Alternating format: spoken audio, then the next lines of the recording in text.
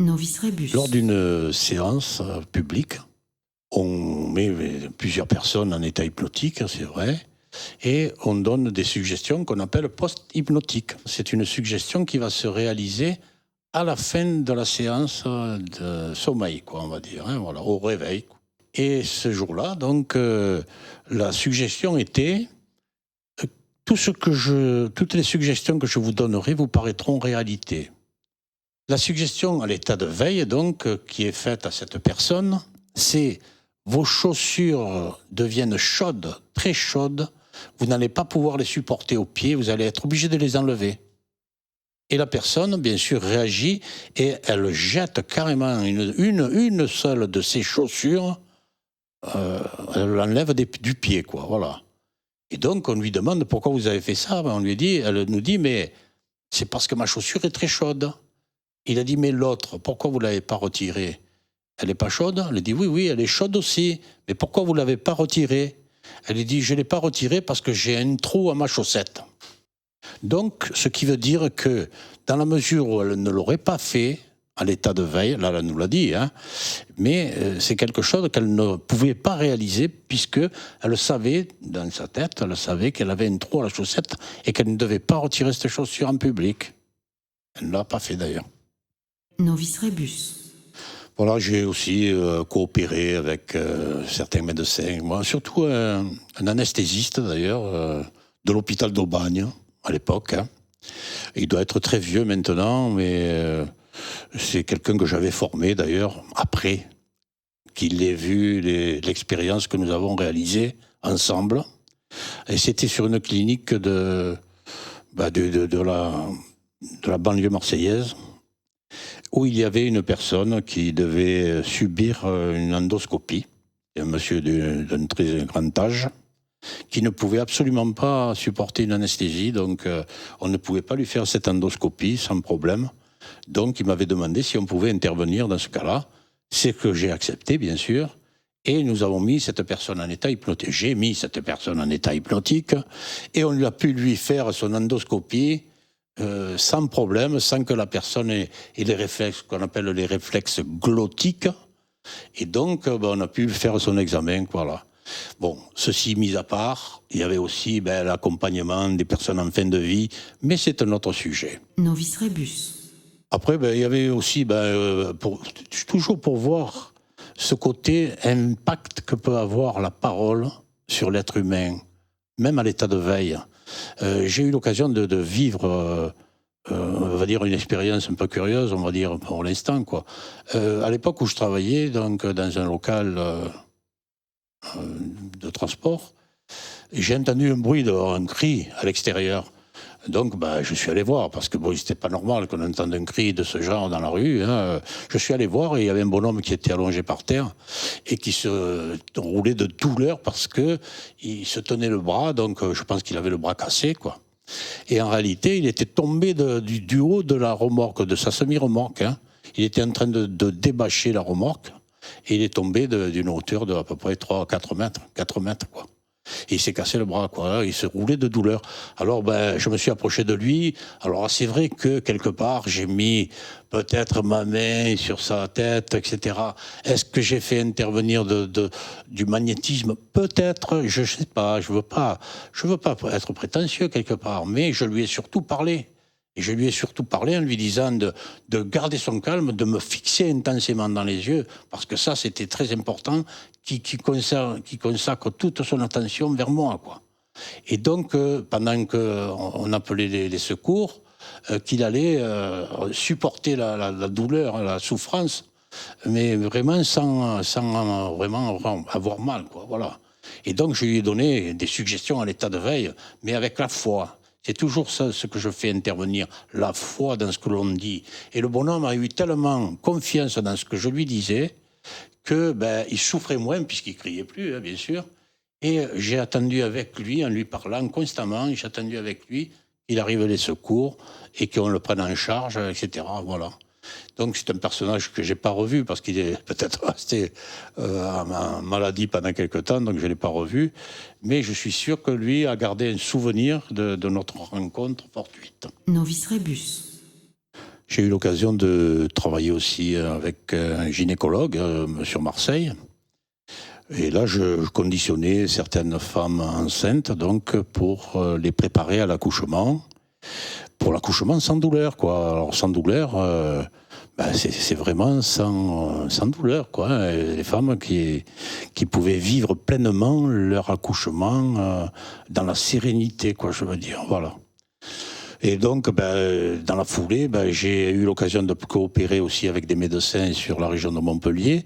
Et la coïncidence a voulu que certains médecins connaissaient déjà le gynécologue avec qui j'ai travaillé sur Marseille. Donc, ils ont pu échanger leur propre expérience en fonction des expériences que nous avons réalisées tous, quoi. Voilà. Donc, ça, c'est un truc très intéressant.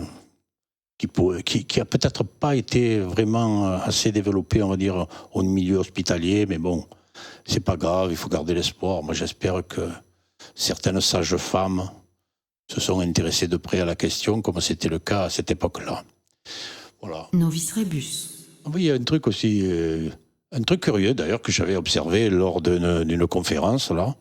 Mon collaborateur, donc, pendant que moi j'expliquais au public les bases de l'hypnose, etc., puis répondre aux diverses questions qu'il pouvait me poser, Daniel, donc, mon collaborateur, commence une séance de conditionnement pour les personnes volontaires. Alors il y a plusieurs personnes de la salle qui viennent, qui s'assoient sur les chaises, sur l'estrade, et donc la séance, c'était le test des mains légères, les bras légers. Or, les bras légers, c'est pour voir si les sujets sont réceptifs à la suggestion. Alors, vos mains deviennent légères, vos bras s'allègent, etc., et vos bras s'élèvent. Ils s'élèvent petit à petit au-dessus de votre tête, etc., etc.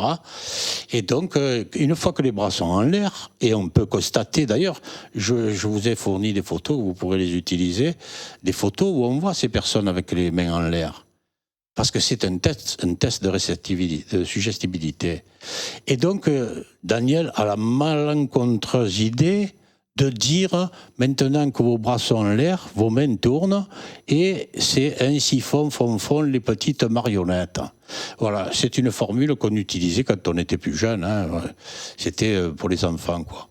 Et à ce moment-là, moi qui observais quand même tous les sujets en état de suggestibilité, je vois une personne qui baisse carrément les bras et qui ouvre les yeux et qui attend patiemment la fin de l'expérience. Ça m'a intrigué quand même. Je me suis dit pourquoi il a baissé les bras alors que les autres non. À la fin de la conférence, la personne en question vient me voir et me demande ma carte de visite. Et je lui dis, c'est vous tout à l'heure qui avez baissé les bras et qui avez ouvert les yeux. Il me dit, oui, c'est moi. Je me prête pas à ce genre de jeu.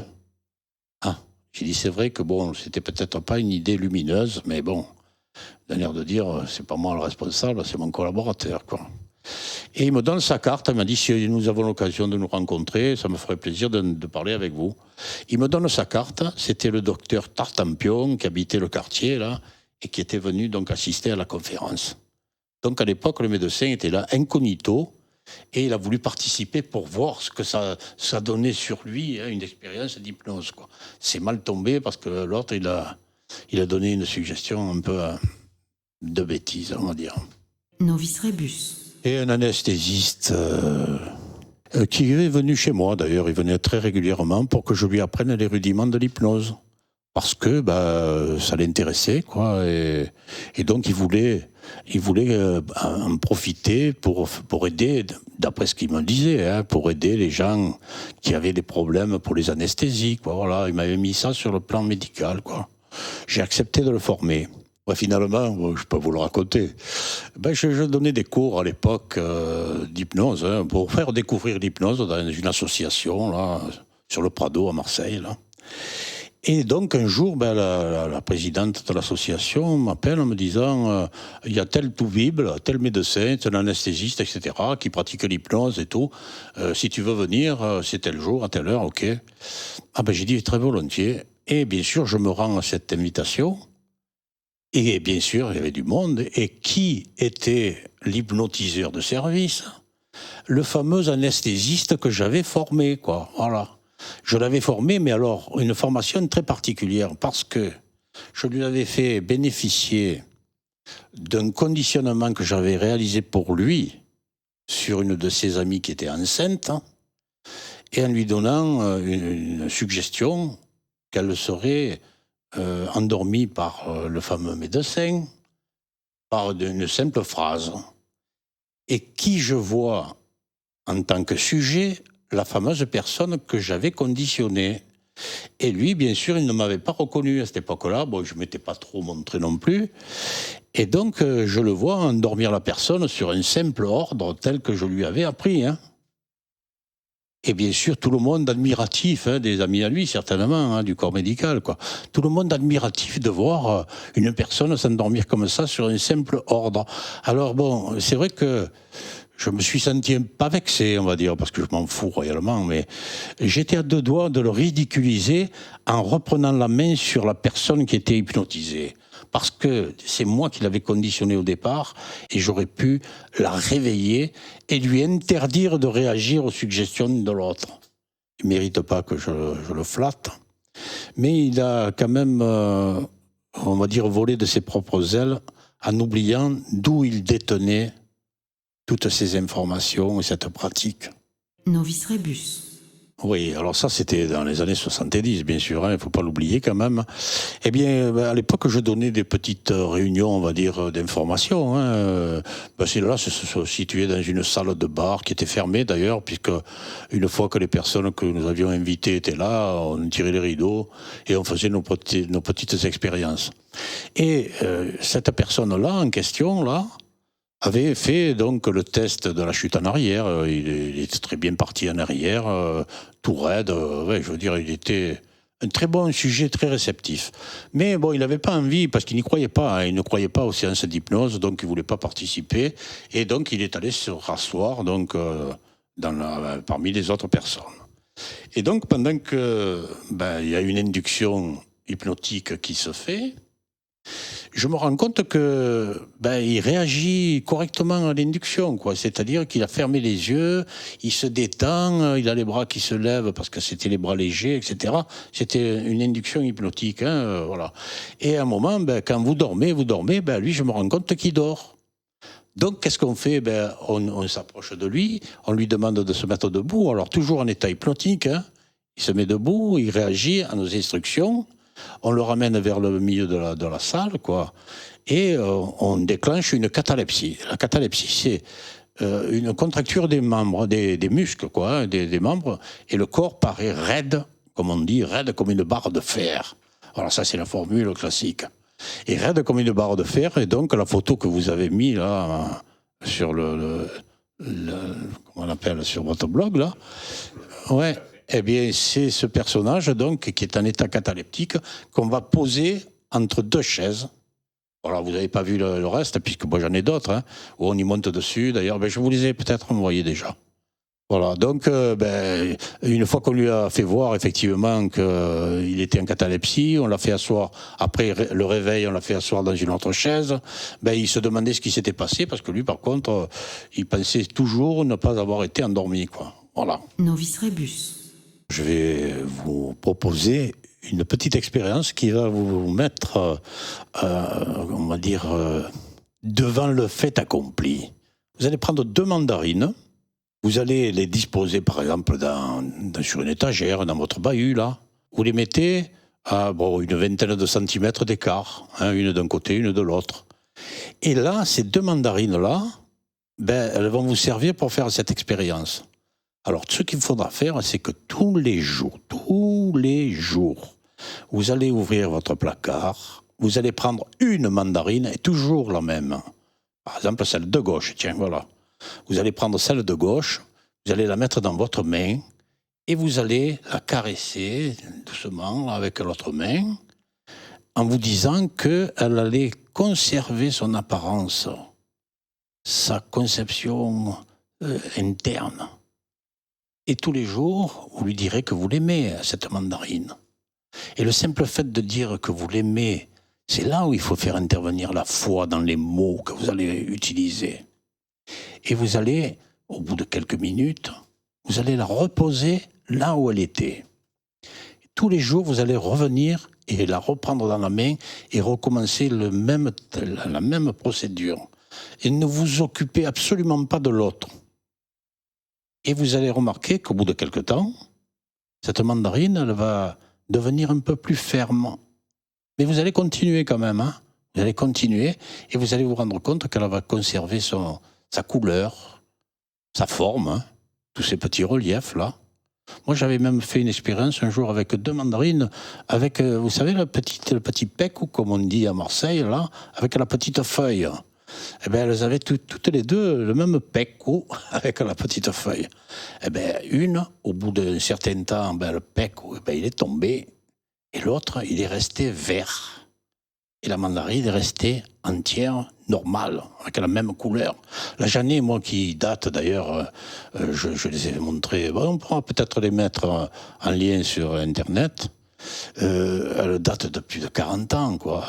Et elles sont toujours... Bon, elles ont changé de couleur, hein. Elles ont changé de couleur parce qu'elles ont été manipulées par diverses personnes curieuses du phénomène, quoi, voilà. Mais j'ai toujours les 2 mandarines, ça marche toujours par 2, hein. Une qui est celle sur laquelle on travaille, et l'autre qui est la mandarine de test. Avec la mandarine, c'est très facile. Vous pouvez faire la même opération avec des fleurs. Vous pouvez faire la même opération avec de la viande, un morceau de viande, et vous allez vous rendre compte que la viande ne pourrit pas, quoi. Elle ne sent pas mauvais, rien du tout. Mais enfin, ça, c'est à expérimenter avec la foi. Voilà. Novice Rebus. Nous vous invitons à nous suivre sur les réseaux sociaux, Facebook, Twitter, Instagram, Novice Rebus le podcast et le site internet novicerebus.com. N'oubliez pas de vous abonner à notre podcast pour écouter les prochains épisodes.